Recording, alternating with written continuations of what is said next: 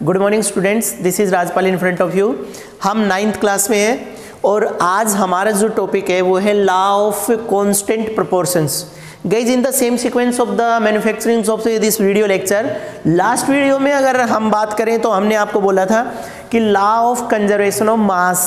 बच्चा कल एक बात आई, the chemical substances which react with each other they are considered as reactant and the newly formed substance which are formed as the result of reactant are called as product। मतलब जो chemical substance आपस में react करेंगे वो reactant कहलाएंगे, जो नई चीज बनती है उसको प्रोडक्ट कहते हैं। याद रखने के लिए कल भी आपको बोला था, आज फिर बताया जा रहा है, किसी भी केमिकल रिएक्शन में जो लेफ्ट हैंड साइड की चीजें होती है जनरली वो रिएक्टेंट हुआ करती है और जो राइट हैंड साइड की चीजें हुआ करती है वो प्रोडक्ट हुआ करता है। तो दैट मीन्स कल बोला गया था, if in a given chemical reactions if the total mass of reactant is equal to that of the product then that is the proper conditions of law of conservation of mass. आज आया है law of constant proportion. बच्चा constant का मतलब होता है fix, proportions का मतलब रेशियो।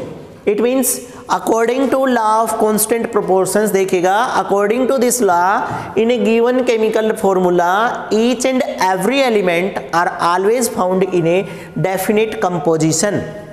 मतलब लॉ ऑफ कांस्टेंट प्रोपोर्शंस की अगर बात करें तो लॉ ऑफ कांस्टेंट प्रोपोर्शंस के अंदर बोलता है कि कोई भी गिवन फॉर्मूला अगर आपके पास है, उस गिवन फॉर्मूला में हर एक एलिमेंट अपना एक निश्चित रेशियो रखता है या उसकी भागीदारी वहां पर एक डेफिनेट अमाउंट में है। फॉर एग्जांपल, बेस्ट एग्जांपल हमारे पास कि suppose to be water is there, H2O है, तो कह रहे guys in case of water hydrogen and oxygen are always be present in, देखो H2 का मतलब 2 हाइड्रोजन है, ऑक्सीजन 1 का मतलब 1 है। इट मीन्स हाइड्रोजन और ऑक्सीजन आपस में मिलकर के बहुत सारी चीजें बनाते हैं, बट बच्चा जब भी हाइड्रोजन और ऑक्सीजन 2:1 में मिक्स होंगे then product are always be the water. उस वक्त हर वक्त जो प्रोडक्ट आएगा वो वाटर आएगा। उसके अलावा देखिएगा CO2 is there, carbon and oxygen they can mix any number of the compounds are there. Carbon और ऑक्सीजन पता नहीं कितने कंपाउंड बनाते हैं, लेकिन अगर किसी जगह पर कार्बन और ऑक्सीजन अगर 1:2 में मिक्स होंगे then they always makes the CO2। इसका मतलब वाटर बनने के लिए हमेशा रेशियो फिक्स है 2:1, कार्बन डाइऑक्साइड के लिए रेशियो हमेशा फिक्स है 1:2। ये नेक्स्ट एग्जांपल है हमारे पास, suppose glucose is there, glucose, तो गाइस C6H12O6 ग्लूकोज, इनको लूं 6 से कॉमन लेकर के कट कर दूं 1 2 1। It means carbon, hydrogen and oxygen is if present in 1:2:1 then they are responsible for making the glucose. इन तीनों एग्जाम्पल से क्या बात समझ आ रही है? इन तीनों एग्जाम्पल से समझ आ रहा है कि किसी भी केमिकल फॉर्मूला के बनने में उसके अंदर जितने एलिमेंट आए हैं वो एलिमेंट हर बार एक निश्चित रेशियो में ही मिलेंगे। So the given law is called as law of constant proportions. उसके बाद इससे भी इंपॉर्टेंट हमारे पास है and guys that is Dalton's atomic theory.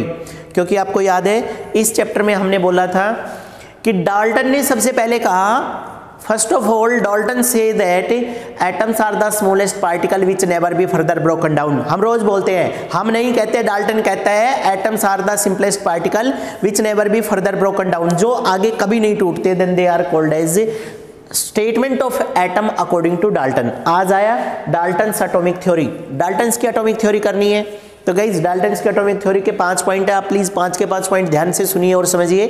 First point है all matter is made up of atom, यानी कि इस दुनिया की हर एक चीज छोटे छोटे पार्टिकल से मिलकर के बनती है और हम उन पार्टिकल्स को उसके एटम बोलते हैं। फॉर एग्जांपल ये बोर्ड है, ये वुड से बना हुआ है, तो बोर्ड के अंदर वुड के छोटे छोटे पार्टिकल्स हैं जिनको वुड एटम बोलेंगे। Second, atoms are the tiny, individual and ultimate. समझ गए होंगे कि एटम्स छोटी छोटी टीनी इलास्टिक्स बॉल हैं, छोटे छोटे पार्टिकल्स हैं जो अपने आप में संपूर्ण हैं। डाल्टन्स के अकॉर्डिंग बात हो रही है। उसके बाद थर्ड पॉइंट है atoms of a given element are identical. That means in case of, ये लिखा गया है hydrogen have all similar atom. अगर हाइड्रोजन है, हाइड्रोजन में सारे एलिमेंट हाइड्रोजन के मिलेंगे। आयरन आर्टिकल है, सारे एटम आयरन के मिलेंगे। कॉपर है, सारे एटम कॉपर के मिलेंगे। और कह रहे guys atoms of the different element are different. It means compare करिएगा वुड और प्लास्टिक, दो चीज़ों को कंपेयर करिएगा। In wood all the atoms are of wood, in plastic all the atoms are of plastic.